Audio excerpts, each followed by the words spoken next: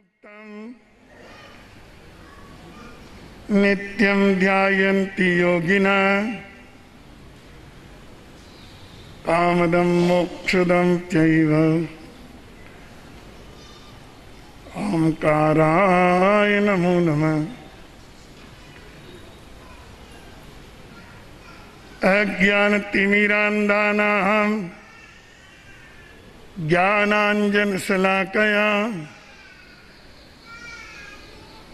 नेत्रैरुन्मीलितं येन तस्मै श्रीगुरुवे नमः। नमो दुर्वाररागादि वैरिवारनिवारणे अरहते योगिनाथाय महावीराय तायिने।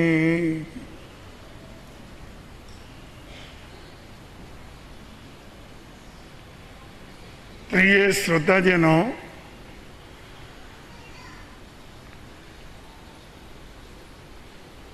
यह सब अच्छी तरह से जानते हैं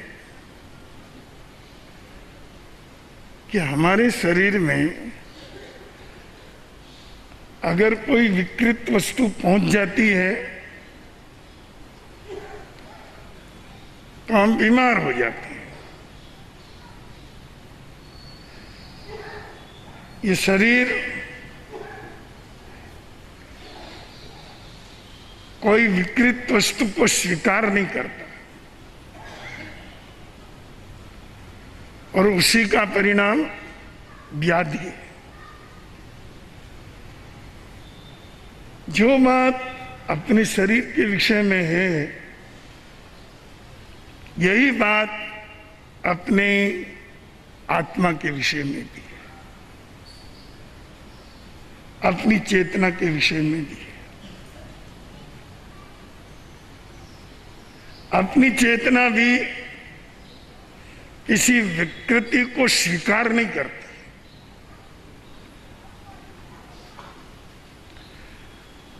हम जबरदस्ती उसको स्थापित करने की कोशिश करते हैं, पर चेतना का स्वभाव उससे जुड़ता नहीं है, क्योंकि दोनों पूर्व पश्चिम है।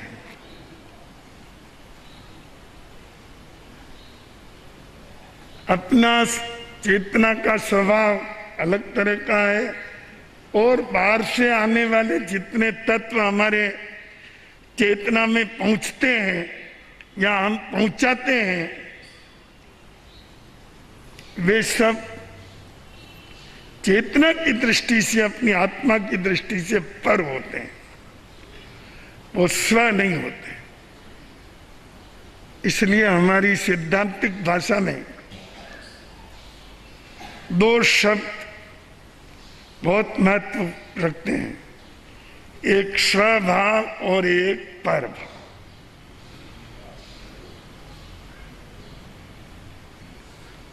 गड़बड़ क्या हो रही है कि इस परभाव को भी हम स्वभाव की तरह स्वीकार कर ले रहे हैं और इससे सारी विडंबनाएं खड़ी हो रही है।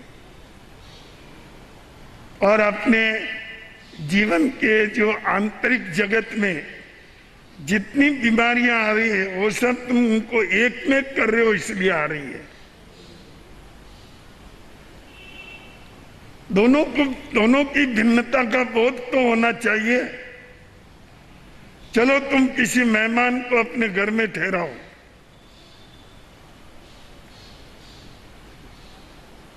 चलो आ गया और ठहर गया, पर ये तो समझो कि ये मेहमान है और ये मालिक है। अब मेहमान को भी मालिक मान लिया,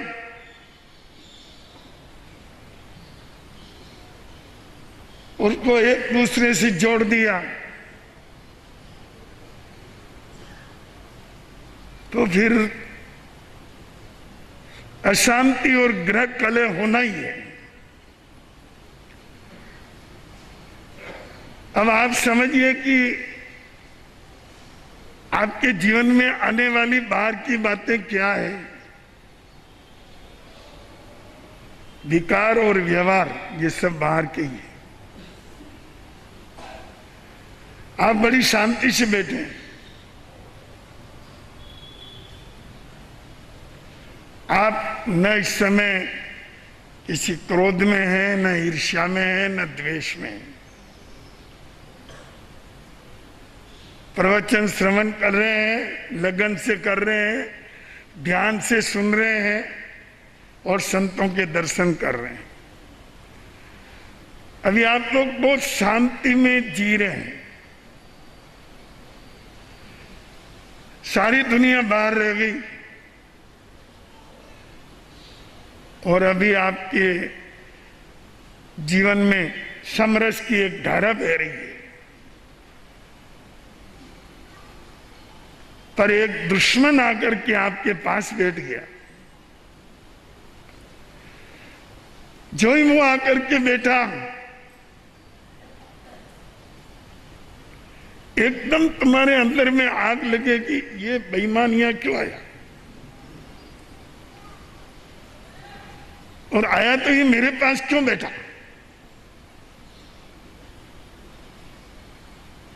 बहुत नालायक है। अब मन ही मन एक क्रोध की, द्वेष की आग लग गई। शरीर बराबर है, जहां तुम बैठे हो वहीं बैठे हो, और कोई प्रतिक्रिया नहीं है। प्रतिक्रिया सब मन में है। वो नहीं आता, सही तरह से चल रहा था, वो आ गया, गड़बड़ी खड़ी हो गई मस्तिष्क में। तो ये कहां से आई? ये बाहर से आई। वो आया तो आई, वो नहीं आता तो आती नहीं। इसका मतलब अभी आप स्वभाव में, और क्रोध आ गया तो प्रभाव में, ये कचरा आ गया। अब इस तरह से जितने पाप हैं बाहर से आते हैं, उनका निमित्त बाहर होता है, करते तो हम ही। करने की जिम्मेदारी से कभी आत्मा बरी नहीं हो सकता। करने का जिम्मेदार तो वो रहता ही है, पर निमित्त बाहर रहता है। बाहर का निमित्त न मिले तो फिर अपना चैतन्य भी उधर जाएगा नहीं, या किसी पाप को लाएगा नहीं। किसी ने बहुत बढ़िया ड्रेस पहन रखी है, आप सब शांति से प्रवचन सुन रहे, क्षमता भाव में, और जो ही आपने उसकी ड्रेस देखी, साड़ी देखी, अमुक देखा, तमुक देखा, कितनी बढ़िया जम रही है, मेरे भी होना। ये व्यवहार आ गया, ये बाह्य भाव आ गया, ये विकार आ गया, ये कचरा आ गया, जो आप बैठे बैठे अपने अंदर ले रहे हैं। निमित्त आया तो आया, निमित्त नहीं आता तो नहीं आता। प्रवचन सुन रहे जो सुन रहे हैं, तो इस तरह से कम आप स्वभाव और परभाव, आत्मधर्म और बाह्य कर्म, बाह्य व्यवहार, उनका भेद तो समझ लो कि ये भिन्न है, मैं भिन्न हूं, मेरा स्वभाव भिन्न है, और ये जो आने वाले बातें हैं जीवन में, ये सब बाहर की है। जो बाहर की है उसको बाहर करो, और जो अपनी है उसको अपने में पुष्ट करो।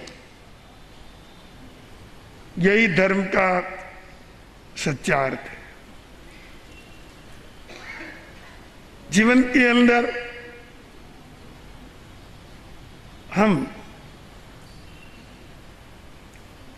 सबको गटमट कर रहे हैं। क्या परिवार, क्या धन दौलत संपत्ति, और क्या अपना चैतन्य, सबको एक रूप गोल दिया, एक गोल बना दिया। वो तो सब पॉइजन हो गया।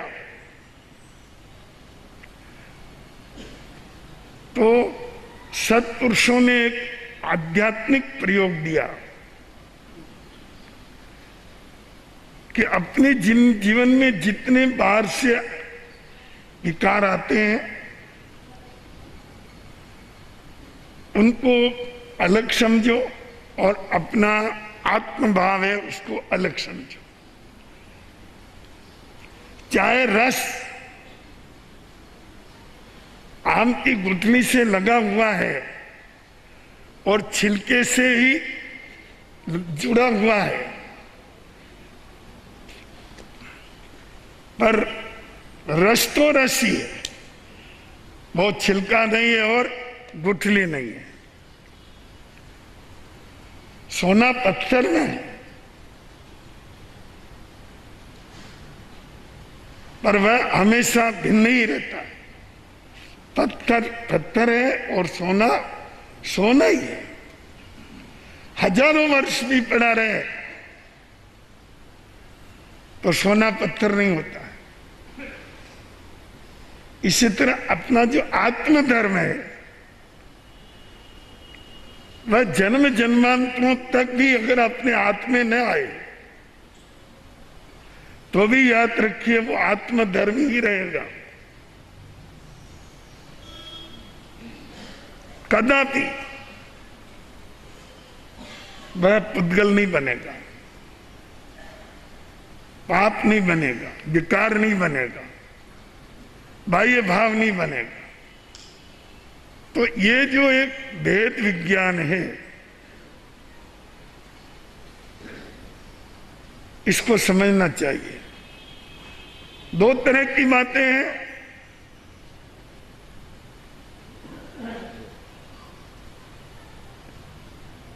जैन दृष्टि भेद विज्ञान की दृष्टि है, और वैदिक धर्म की दृष्टि अभेद विज्ञान की।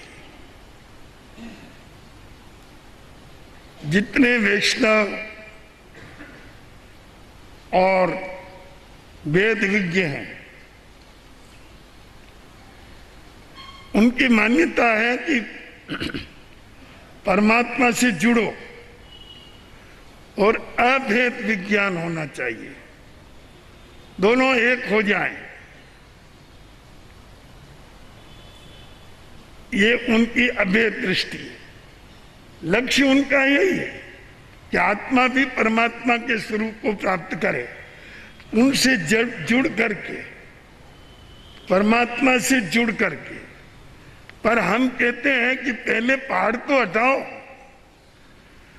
आप किसी से मिलने जाओगे तो बीच में जितने रोड़े हैं उनको हटाना तो पड़ेगा ना। क्या वो हटाएगा? जितने तुम्हारे मोह के, विकार के, दुर्भाव के जितने भी रोड़े हैं, जितने अवरोध हैं, उनको तुम हटाओ तो आपका अभेद विज्ञान कहीं न कहीं लाभ देगा। वो तो एक बात कहते हैं कि परमात्मा से जुड़ जाओ, सब पाप अपने आप खत्म हो जाएंगे, सब रोड़े समाप्त हो जाएंगे। ऐसे कैसे होगा? ऐसे नहीं होता है। बुराइयां माफ नहीं होती है, बुराइयां मिटाई जाती है। और माफ कोई कर नहीं सकता है। इस बात को अच्छी तरह से समझ लेना चाहिए। उनका अभेद विज्ञान चलता है, पर उसमें गैर समझ इतनी है कि वे अधर्म को हटाने की कोशिश नहीं करते। और हमारी जैन धर्म की दृष्टि है भेद विज्ञान की।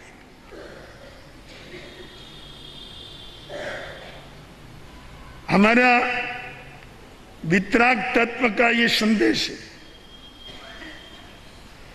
कि तुम अलग होते जाओ, जितने अलग होगे उतने शुद्ध होते जाओगे। किसी से जुड़ो मत। पहले आप प्रशस्त से जुड़े हुए हैं, विकृतियों से जुड़े हुए हैं, पहले उनको तोड़ो और प्रशस्त से जुड़ो। और जब प्रशस्त से जुड़ोगे तो एक दिन ये स्तर भी आएगा कि उससे भी आप अलग हो जाओगे। चेतना सारे बंधन, चाहे वो प्रशस्त भी होंगे, उनसे अलग होकर आत्मस्वरूप को प्राप्त कर लेगा।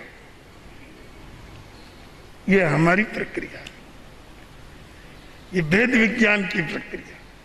भेद विज्ञानतः सिद्धा सिद्धा ये किल केचन अशेवा भावतः बद्धा बद्धा ये किल केचन। तत्वज्ञों ने कहा कि भेद विज्ञानतः सिद्धा, जितने सिद्ध हुए हैं, जितनी आत्माएं परमात्मा स्वरूप को प्राप्त हुई है, वो भेद विज्ञान से हुई है। वे टूटते गए अलग अलग अलग वस्तुओं से, अलग अलग पदार्थों से, अलग अलग व्यवहारों से, अलग अलग विधियों से टूटते गए, टूटते गए, तोड़ते जाओ।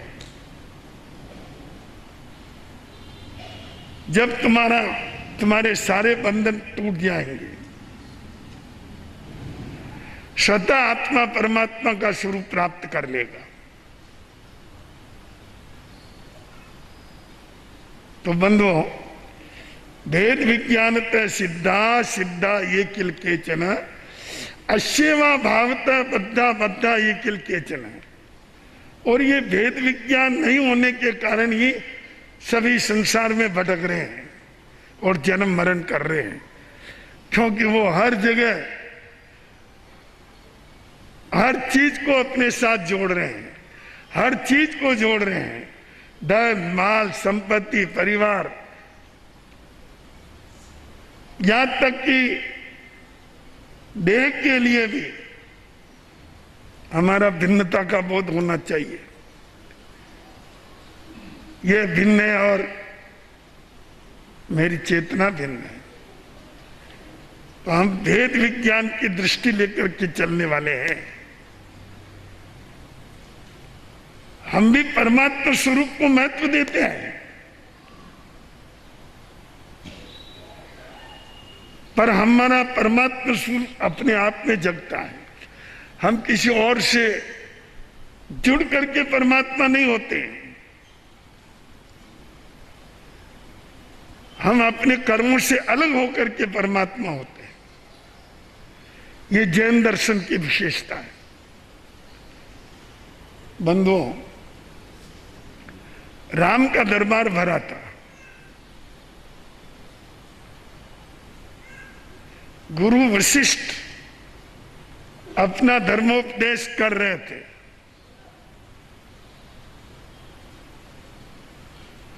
तमाम परिषद, राम परिवार और जो भी तन्मयता के साथ वशिष्ठ ऋषि का प्रवचन श्रवण कर रहे थे।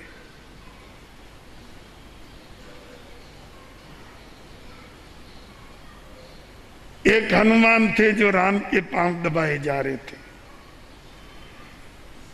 लोगों ने सोचा यह हनुमान स्थूल बुद्धि का आदमी है, ये वशिष्ठ ऋषि के ऐसे गहरे ज्ञान को समझ नहीं सकता, इसलिए ये केवल सेवा करता है। कोई समझ रहा है कि ये सेवा ही इसका धर्म है, इसलिए ये इसी में मग्न रहता है। सबकी अलग अलग बुद्धि से उनका अंकन हो रहा है और इस बात को श्री राम समझ रहे हैं कि सब श्रवण कर रहे हैं और ये मेरे पांव दबा रहा है। इसे लेकर लोगों में कई तरह की मानसिक चर्चा है, मन में कई तरह के विचार हैं। सभी को ठीक करने के लिए तो भाई सभी के विचार सही हो जाए, इसके लिए श्री राम ने सभा समाप्त उपदेश स्थगित होने के बाद पूछा, हनुमान तेने क्या सुना?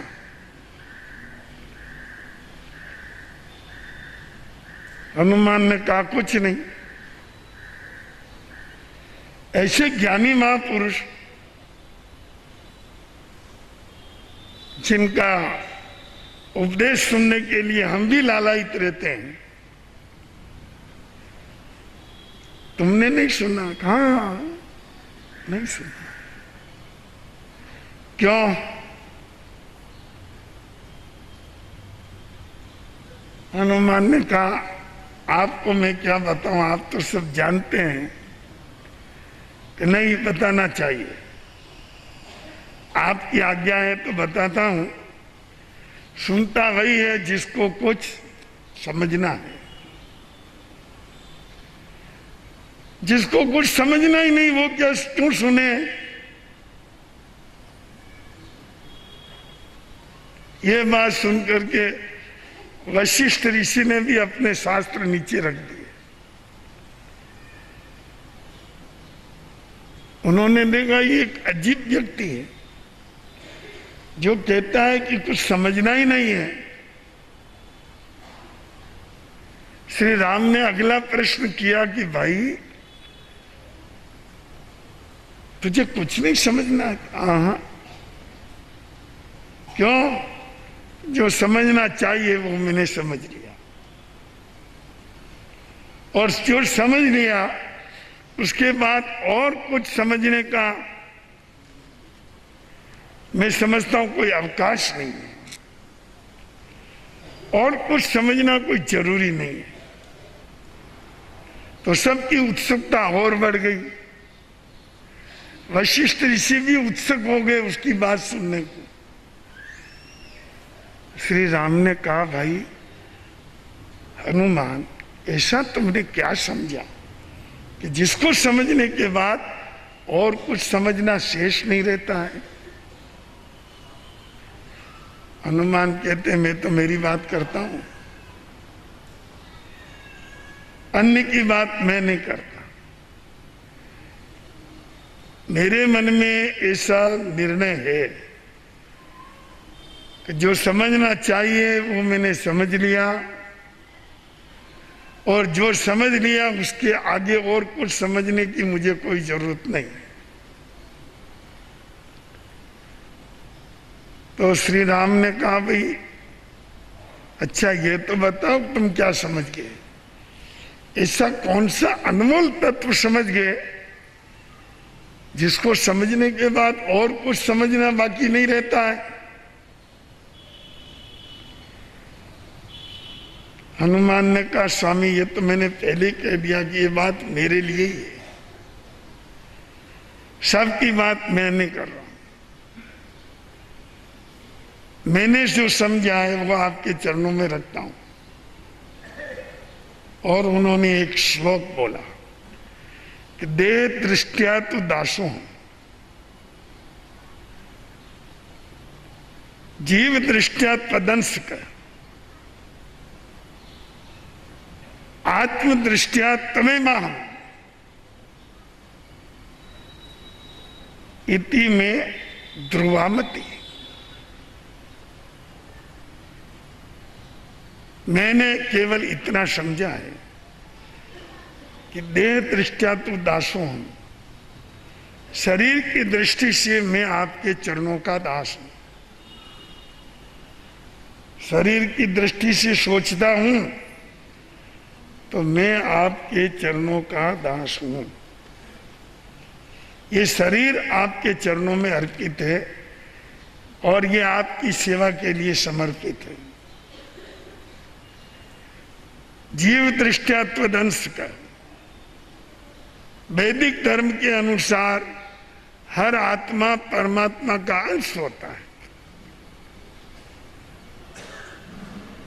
ये दृष्टि जैन दृष्टि नहीं है, पर वैदिक दृष्टि में ऐसी मान्यता है। हनुमान ने कहा मैं आपका अंश हूं, आत्मदृष्टया त्वमेव हूं। अगर मैं आत्मा की दृष्टि से चिंतन करूं, आत्म स्वरूप में जाऊं, तो जो आप हैं वही मैं हूं और जो मैं हूं वही आप हैं। इति में ध्रुवामति, ये मेरी निश्चय बुद्धि है। ये निर्णय मैंने कर लिया कि शरीर आपका, आत्मा परमात्मा स्वरूप में। देह दृष्टया तु दासोहम, आत्म दृष्टया त्वमेव हूं। शरीर की दृष्टि से मैं आपका हूं, आत्मा की दृष्टि से परमात्मा स्वरूप का हूं। बंधुओं, गुरु वशिष्ठ ने कहा कि हनुमान आज ज्ञात हुआ कि तुम बहुत बड़े ज्ञानी भी हो। हम तो इतने दिन यही समझते थे कि तुम केवल राम के सेवक हो, पर आज समझ में आया कि बड़े बड़े सत्पुरुषों को भी जो प्रतीति नहीं हो पाती, वो प्रतीति तुम में उपलब्ध है। ओहो, तुम तो बहुत बड़े ज्ञानी भी हो। उन्होंने कहा नहीं भगवान, एक निर्णय है मेरा कि शरीर सेवा के लिए, आत्मा परमात्मा का स्वभाव, बस। तो बंधुओं, यहां आकर वेद विज्ञान का सहारा तो लेना ही पड़ता है। तो आप भी क्या माने? आप भी ऐसा माने कि शरीर संसार का और परमात्मा आत्मा का स्वभाव अर्यंत और सिद्धों का। आत्मा से हम अर्यंत सिद्ध से जुड़े, शरीर से संसार से जुड़े हुए हैं। संसार की बातों को अपने जीवन में ज्यादा स्थान न दें। पर को पर समझें और अपने स्वभाव को अपना स्वभाव समझें। पूरी प्रकृति का यही धर्म है, केवल एक मानव अधर्मी है। नहीं तो पत्थर पृथ्वी का अंश है, तो ऊपर फेंको तो भी नीचे आएगा, अपनी जगह आएगा। पानी कहीं भी डालो वो समुद्र की तरफ जाएगा, क्योंकि उसका स्वाभाविक तत्व वही है। पृथ्वी का स्वाभाविक तत्व नहीं चाहिए। अग्नि कहीं भी जलाओ उसकी लो ऊपर जाएगी, क्योंकि उसका स्वाभाविक तत्व सूर्य है। तो आत्मा का स्वाभाविक तत्व क्या है? अर्यंत सिद्ध। आत्मा अर्यंत सिद्ध से जुड़ी रहे, देह संसार के व्यवहार को चलाए, ये भेद दृष्टि अपने अंदर पैदा हो जाती है, तो अपने मानव जीवन की, छोटे से मानव जीवन की सार्थकता बन जाएगी। आज के प्रवचन का यही सार है, आत्मसात करें। के साथ गुरु आरती, उसके बाद मंगल।